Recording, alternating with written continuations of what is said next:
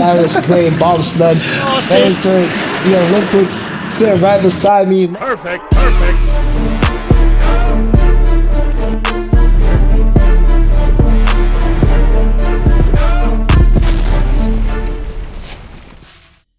Welcome back, reality check. Welcome back, man. We back in the cut, man. You can see the beautiful scenery. If you're on audio only, you're missing out. I can't lie, but we're glad that you were here listening to us, man. The visuals are immaculate. Yeah. All right, Vaughn, take this one, man. Yeah.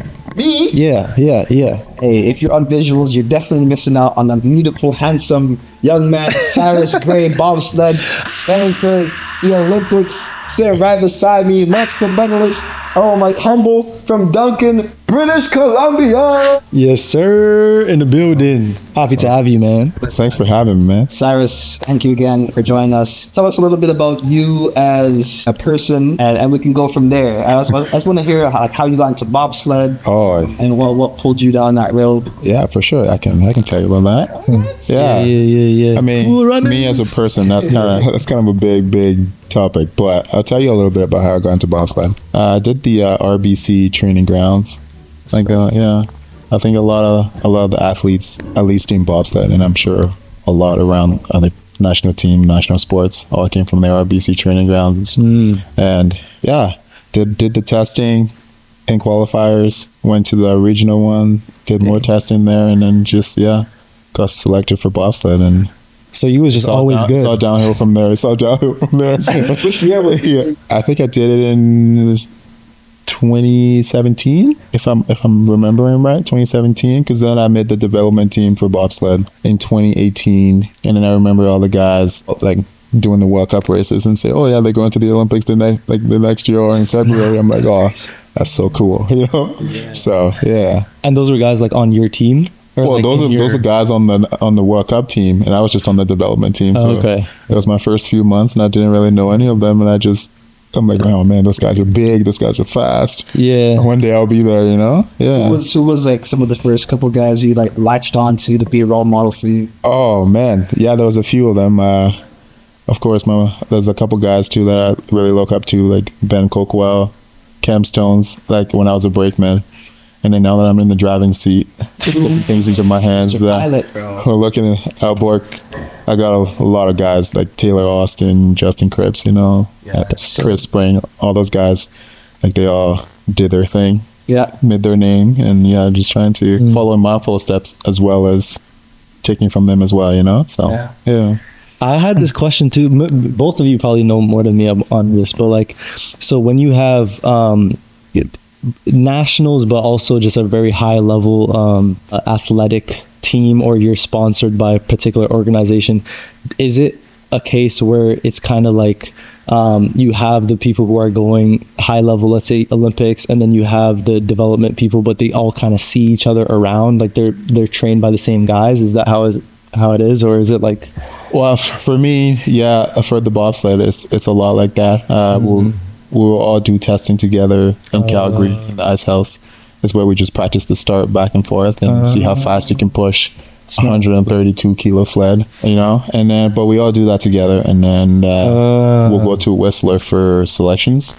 So we'll all do selections, and then depending on if you're a brakeman or a driver, how well you did in selections, and then you go to your respective tour, you know, like the NSCs or the World Cup. But we still see each other a lot. Yeah.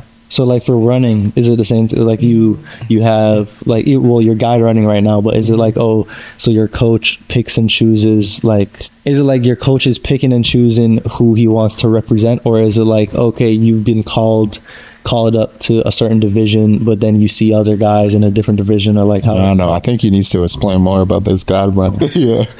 Well, the way it works in track and field is a little bit different, because so we have a window of time where we have to hit the standard for whatever it is, a performance barrier that needs to be hit in order to be eligible to go into that event. Right.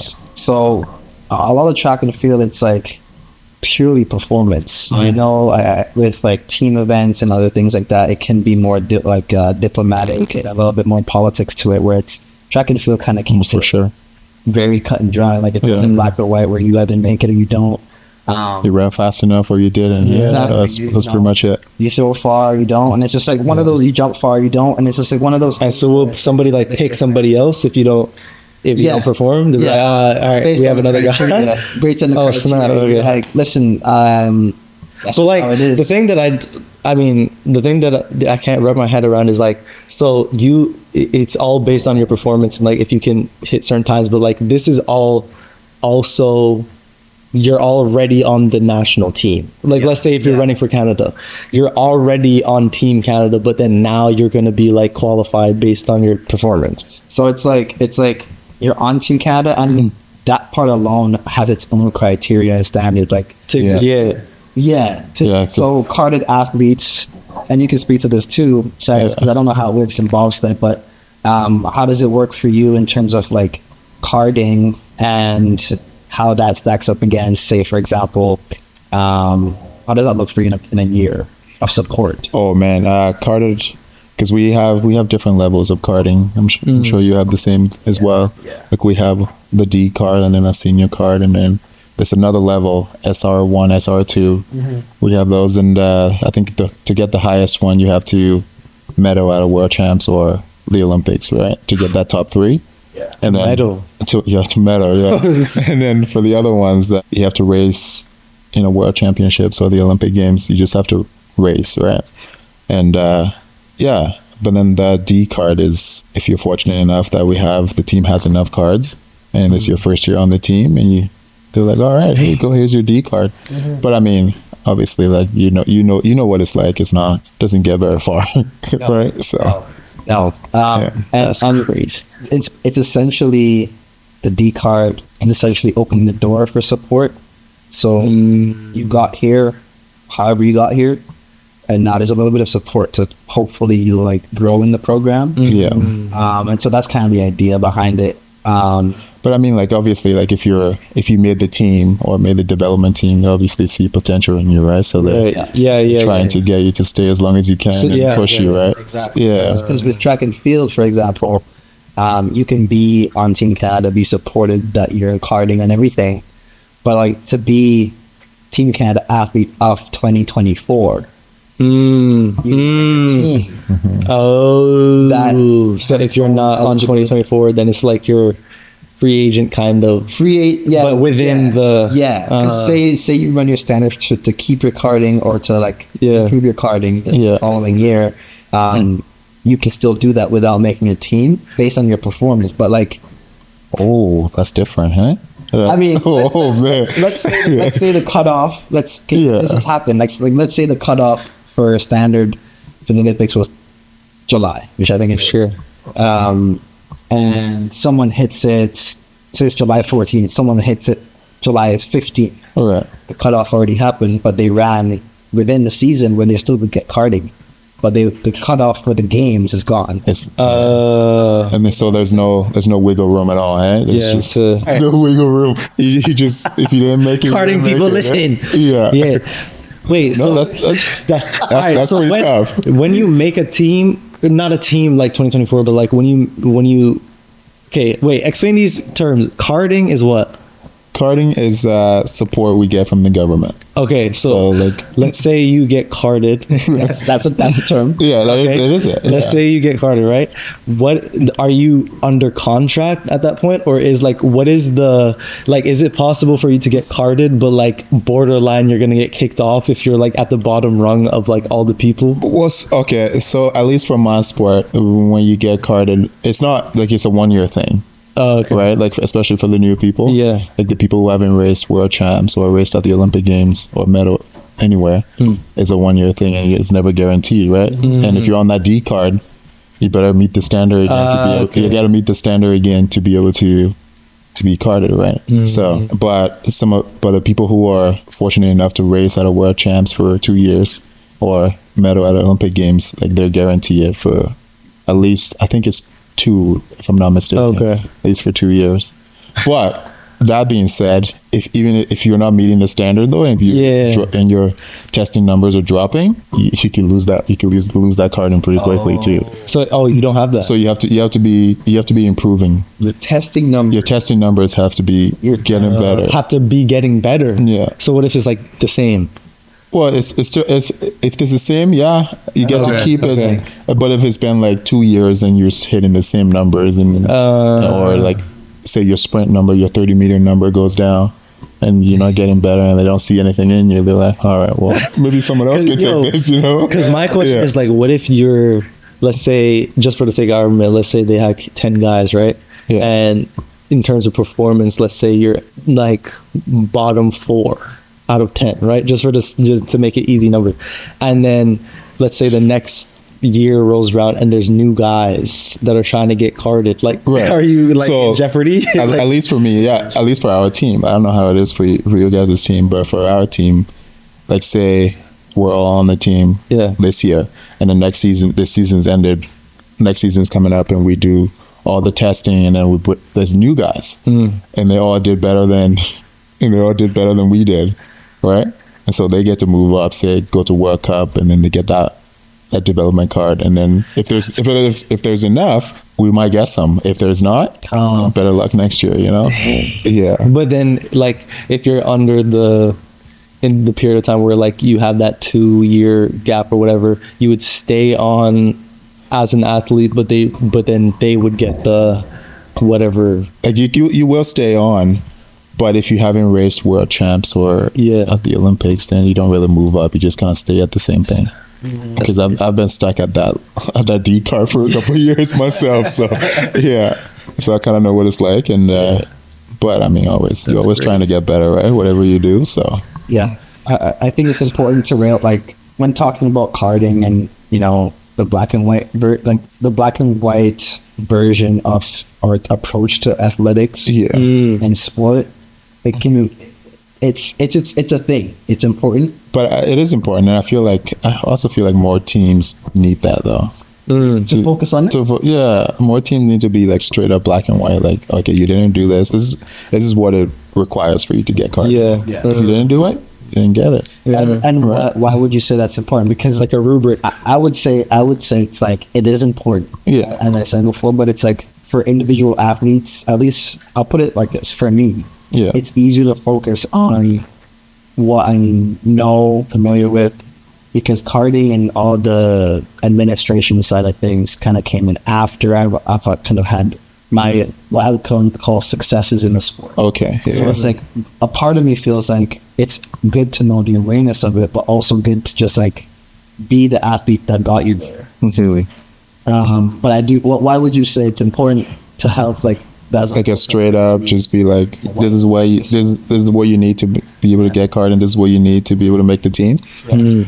Because I don't know, I think it just goes back to life is not fair, and everybody worked hard to get here, and what makes you special, right? And if you didn't meet the standard, but if you didn't meet any of the standard, but you still get selected to the team, and there's someone else is better than you, and they deserve the card more. It's like participation trophy. Yeah, exactly.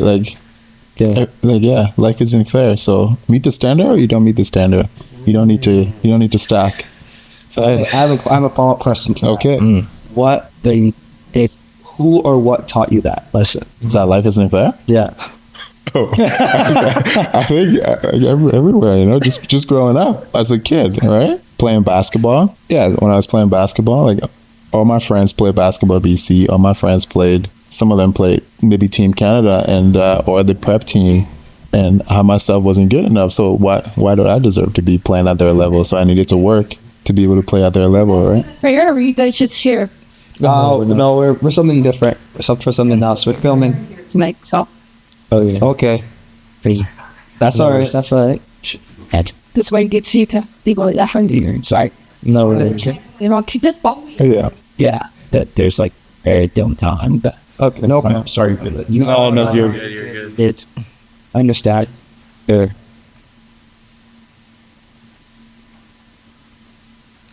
Yeah, just like going back to that is because like a bunch of like in high school you have like athletic banquets where they do all the awards. Right? And I was always a little bummed when my friends or teammates were getting awards and I wasn't. I'm like, well, maybe I need to be better, right? And we don't all get it internally. And you're like, nah, let me level up. And I know I needed. I'm like deep down, I know I really wanted an award before I left high school.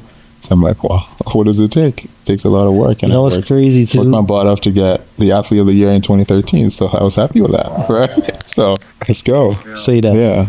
No, I feel like the funniest part about culture right now is that like people like that, especially when you talk about high school or even like elementary school, when you have situations like that and you have something where it's like, oh, your kid doesn't win a award or whatever, the parents will go to the school and be like, you didn't give my kid an award. Yeah, exactly. And I mean, especially, and those kids, I'm sure if they're good enough to make a national team or Olympic team, find out the hard way, right? Because like we were talking about making an Olympic standard or making your team standard, like you could be on the national team, on the World Cup team all season and still not make the Olympic team, right? You find out the hard way. But everybody there wants to be there, so if they're gonna work hard to be better than you, then they get the spot, right? So yeah. And I mean you talk about like life isn't fair, but I feel like that's fair though. Like that's right. Really like, hey man, if we have a standard and it's like, all right, we only have 3 spots, get it? Yeah, you can't. I'm not going. Like, what am I supposed to do? Like, if life was fair, they wouldn't have the standard, and everybody would get to go to the Olympics, and everybody would get to make their World Cup team, and it wouldn't feel it wouldn't be special. It wouldn't be special. I have a question for both of y'all. All right, but specifically because I'm intrigued about the bobsledding angle. Okay, what is the highest level of athleticism in your respective sport? So I mean, in my mind it's Olympics, but I don't know if there's anything higher than that or if people usually shoot for different things. It's the highest level. People do shoot for different things, and I mean, and there might be people who never make the Olympic team, right? Mm-hmm. But I mean, if you make a World Cup team and win a couple Crystal Globes, that's still pretty high up there, right? Mm-hmm. Or winning a World Cup medal or winning a World Champ medal, that's still also up there. But I think in my sport, everybody tries to go for the Olympics, right? And I think the Olympics is the highest place you can be in the sport of bobsled. And I mean, like you said, everybody is different, but I don't know what it is for you. Yeah, definitely Olympics. Yeah, Olympics. And you've had a few medals as well. Well, I won a World Cup medal in Whistler 2 seasons ago. Actually, day before my birthday, so that was real nice. I'll display that on there. You know, not the gubbies. Yeah. That's a crazy birthday present of her. No, it was a great time, and friends and family came out to watch, and it was special. So I'm not in a different role, trying to put my faith into my own. I was still a brakeman then. Yeah, yeah. So we won the medal in the 4-man with our boy Taylor Austin. Yeah. What would you say is the biggest difference between being tailman and being brakeman? And being pilot. Oh, like the physical training part of it, like the sprinting, lifting, pushing. It's all pretty similar. Okay. And the drivers just have extras like memorizing the track, every corner, how to get in and out, how to find speed, and also being a leader, right? Mm-hmm. And you get that added bonus of being a leader and trying to make your team the best team out there, right? And it just is mentally. It takes a little bit of a toll on the drivers because the brakeman, you go there, you push, you're done, you're in. That's all you have to worry about. And as a driver, you push, you get it, and now you have to do the hard part, right? Yeah. Get it down, get some speed, and hopefully come up top. You know. What's been the most difficult transition for you, since it sounds like it's like a step up into becoming a pilot, becoming a driver from a brakeman? Yeah, I mean, it's definitely a step up, and it's a tough one, and just having a bunch of, after the last Olympics, a couple of our drivers retired, so it's like, well, I need to keep our program going, so I might as well try my hands on the D rings and see what happens, you know? Yeah. And you like it? It's a lot of fun. It's a little bit scary at times, but because you can see what's happening. You see, you missed that corner. Okay, let's fix this before you end up on your head. You know, but yeah. Yo, see, because that's another. Because you talk about leadership, but it's also like you got Because how many people are in bobsled? 4? So we got a four and a 2 man, yeah. And exactly right. You gotta get your crew down safely. Yeah, because that's the thing. Like, it's like it's not only you're a leader, but it's like you got 3 other bodies. You gotta make sure you don't kill them. Yeah, exactly. And obviously, like, as you go to a new track with your crew, you can't let your crew see the fear in your face. If you are scared and never driven the track before, right? And you just gotta play tough and be like, let's go, fellas, let's do this, you know? I'm so curious, like, because you're a calm. What's the freak out like? Like, where's your tipping point? Like, are you different when you're like about to? Don't let his teammates see this. No, actually, I mean, I'm not too much different. There's no. A lot of people just like look at me and be like, "Oh, like what's going on? Why is he quiet?"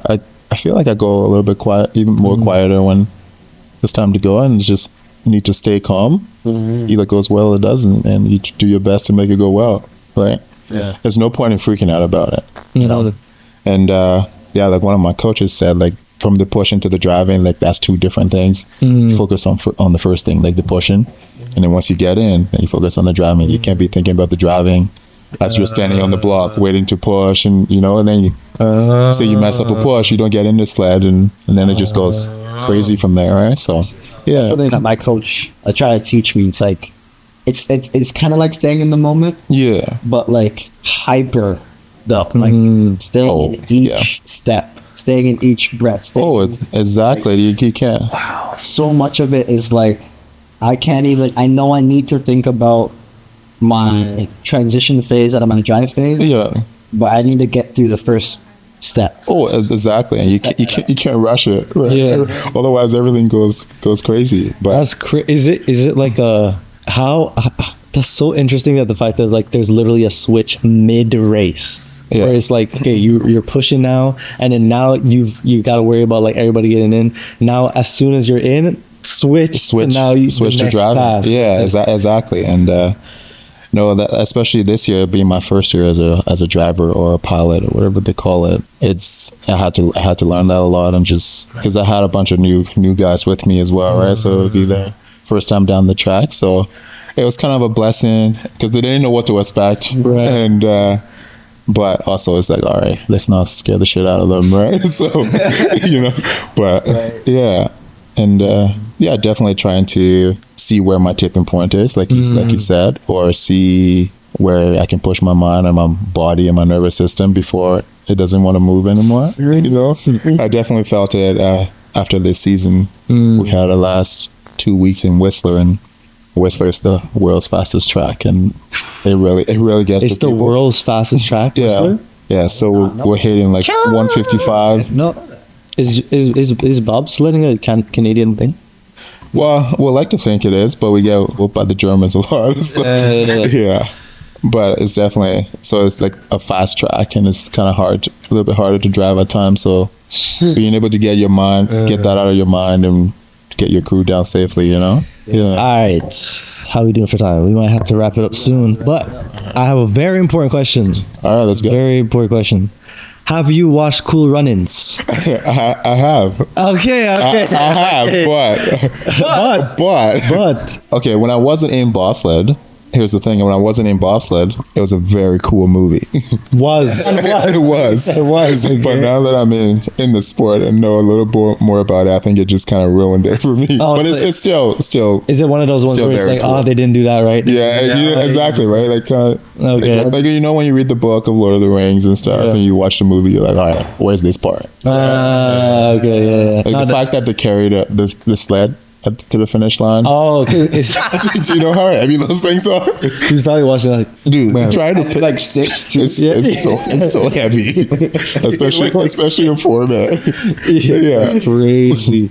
No, because that happens with me when I watch basketball movies, and like they just do the slowest crossover ever, and the person falls down, and the ball bounces like 8 times. Yeah, no, for sure. The shot clock's on like 10 seconds. Bro, I can't even remember what movie it was or show or whatever, but I kid you not, it looked like they edited it like 10 times because it was like the person looked at the clock, it's 10 seconds left.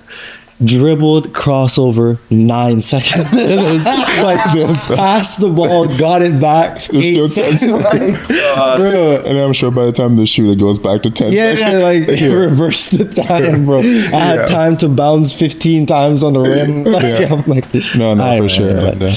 But bro, this was blessed. Thank you for coming on, man. Oh, pleasure, man. Thank you. We gotta, Thank you we guys for gotta, having me. we gotta. When you're around, we gotta do a part 2, though. Oh, for sure. Yeah. It's just let me know. I got some questions Get some quick. Yeah. about you and growing up in Duncan. Oh, for sure. what Yeah. it's like. It's some interesting. I mean, also too, you could check out the 50 most interesting athletes. I'm one of those 15 most interesting athletes in 2023. No, like in North America. So yeah. Wait, somebody You can check ranked that? out. Yeah. Yo, hey, Check that out. What is that? Link in my bio? Is that what people say? That's Link in my bio. crazy. All right, light flex.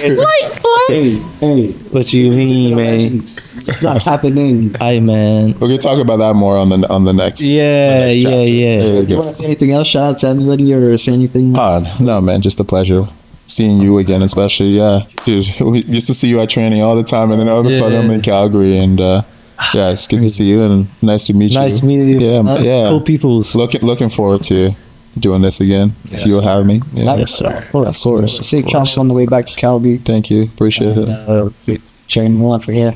Yes, sir. All right. Hi, man. Reality check gets to Share. we out, man.